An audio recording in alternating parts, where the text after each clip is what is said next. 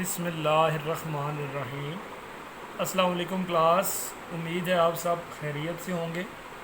आज हमारा advanced inorganic chemistry का 8वां लेक्चर है और इस लेक्चर में जो टॉपिक हम कवर करेंगे वो है हाफ़ लाइफ।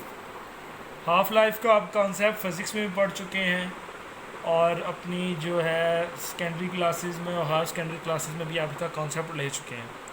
तो क्लास हाफ़ लाइफ क्या है? बेसिकली हाफ़ लाइफ किसी भी रेडियो एक्टिव सब्सटेंस की वो टाइम इंटरवल है जिसमें हाफ जो रेडियो एक्टिव न्यूक्लियाई है वो डिके हो जाता है और हाफ जो है वो अनडिके रहता है। हाफ डिके होकर डिकम्पोज हो जाता है इनटू इस एलिमेंट्स और हाफ जो है वो अनडिके रहता है। So a half life of a radio active substance can be defined as the time interval during which half of a given number of radioactive nuclei decay and half remains undecay। Radio activity का आपने concept पढ़ा होगा, artificial radio activity, natural radio activity. Decay concept है, decay हो के उसका अपने अपने अपने एलिमेंट्स में डिकम्पोज हो जाना। तो हाफ लाइफ किसी भी रेडियो एक्टिव सब्सटेंस की, फॉर एग्जाम्पल यूरेनियम की, प्लूटोनियम की, वो क्या है कि वो टाइम इंटरवल जिसमें हाफ जो है वो डिकम्पोज हो जाता है इनटू इस प्रोडक्ट्स और हाफ अनडिके रहे। फॉर एग्जांपल अगर हमारे पास एक सब्सटेंस है उसका 100 ग्राम है तो आफ्टर 10 मिनट्स वो 50 ग्राम रह जाएगा, उसके बाद आफ्टर 10 मिनट्स वो 25 ग्राम रह जाएगा, मतलब वो हाफ जो है वो डिके होता रहेगा। हर हाफ लाइफ में हाफ ऑफ द रिमेनिंग जो जो रेडियो एक्टिव सब्सटेंस है वो डिके हो जाता है into atoms of new element. किस में? New atoms of new element. तो यहाँ पे आपने एक याद रख लेना है कि हम जैसे हमारे पास क्लास 100 ग्राम था थोरियम का, सपोज कर लेते हैं, तो फर्स्ट हाफ में वो 50 ग्राम हुआ, नेक्स्ट में वो 50 के से हाफ होगा 25 बनेगा, नेक्स्ट में वो 25 से 12.5 बनेगा, नेक्स्ट में वो फर्दर उस तरह उसकी वो डिके होता जाएगा। तो हर हाफ लाइफ में जो आपके पास बकाया बच जाएगा रेडियो एक्टिव सब्सटेंस वो डिके हो गए एटम्स ऑफ न्यू एलिमेंट।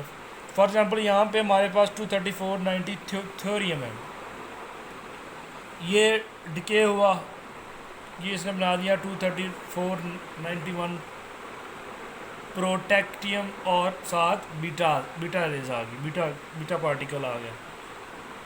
तो ये आपने क्लास याद रख लेना है कि हाफ लाइफ में half of the radio active element वो डिके होता है इनटू इज एलिमेंट, हाफ अनडिके, और जो हाफ डिके हो जाता है उसकी बाद फर्दर डिके उसकी फर्दर डिकम्पोजिशन होती है into atoms of new element.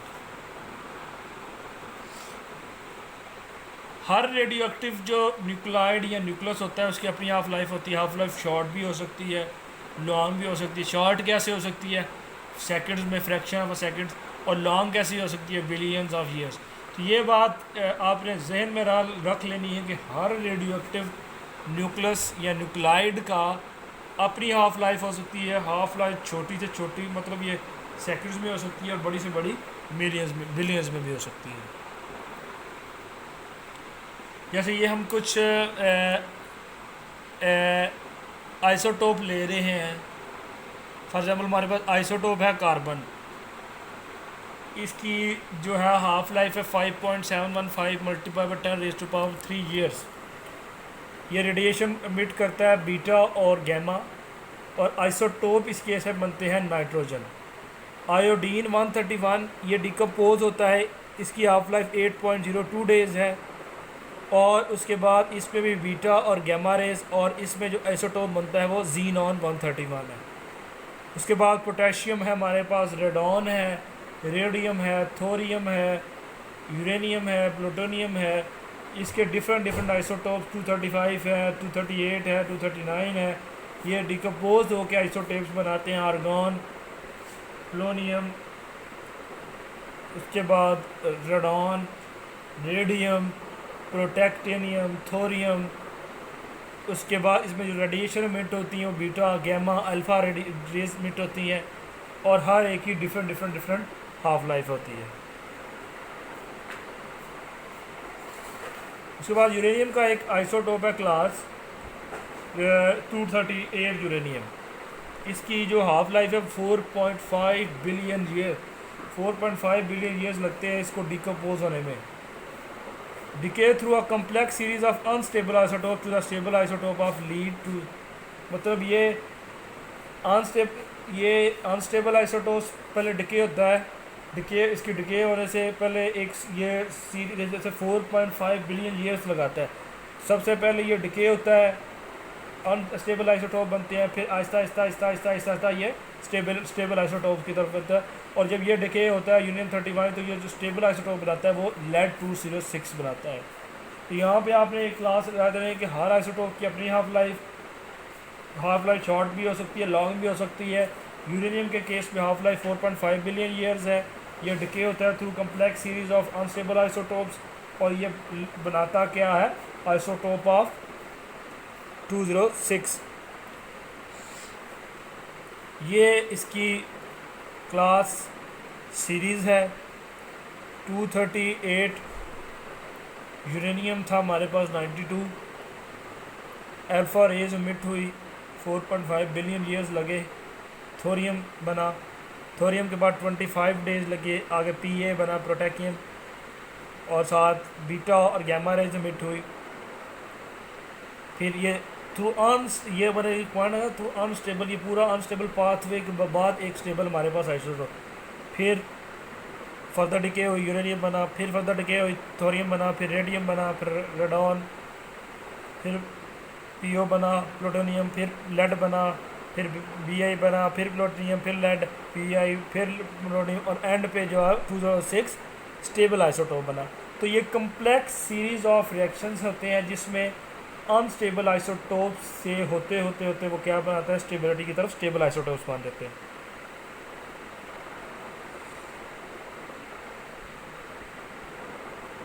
उसके बाद अगर हम इसी चीज़ को रिप्रेजेंट करना चाहें, अगर हम ये करना चाहें नंबर ऑफ अनडिके न्यूक्लाई कितने आते हैं, उनका अगर बिहेवियर को हम एक्सप्लेन करना चाहें तो हम इसे एक्सप्लेन कर सकते हैं। एक फार्मूला है जिसके ज़रिए n is equal to N naught e minus lambda t, जिसमें ये n नॉट बेसिकली क्या रिप्रेजेंट करता है, नंबर ऑफ अनडिकेड न्यूक्लाई जब टाइम क्या होगा, 0। ये इक्वेशन पूरी क्या है क्लास, ये इक्वेशन शो करती है number of undecayed radio active nuclei in a sample, जो कि डिक्रीज़ करते जाएंगे कैसे कैसे कैसे, जैसे टाइम के साथ। क्योंकि जब टाइम बढ़ता जाएगा तो ज़्यादा से ज़्यादा वो जो है वो जैसे मैंने आपसे एक पॉइंट्स पर एक्सप्लेन किया था कि एक रेडियो एक्टिव एलिमेंट है, वो हाफ टाइम इंटरवल में हाफ में डिकम्पोज होता है, हाफ अनडिके रहता है। जैसे जैसे टाइम गुजरता जाएगा जो अनडिके है वो भी डिके होता जाएगा। तो ये इक्वेशन ये शो करती है जैसे जैसे जैसे जैसे टाइम गुजरता जाएगा ये जो अनडिके रेडियोएक्टिव न्यूक्लाई है सैंपल में, ये टाइम के साथ डिक्रीज़ करता जाएगा। और इसमें जो कांस्टेंट NO है ये रिप्रेजेंट करता है class number of undecayed radioactive nuclei किस पे, एट टाइम 0 पे। उसके बाद डिके जो होता है उसको अगर हम मैथमेटिकली एक्सप्लेन जो है रिप्रेजेंट करें तो ये फार्मूला है D/n D/t is equal to -n lambda n।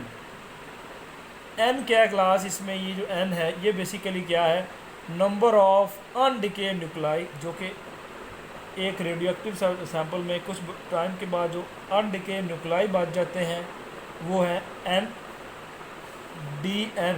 ये dn है, ये rate of change of undecay nuclei है, और dt ये rate of change of time है। जबकि लैम्डा क्या है, decay constant. Decay constant basically क्या है, probability of decay per nucleus per second, per nucleus per second.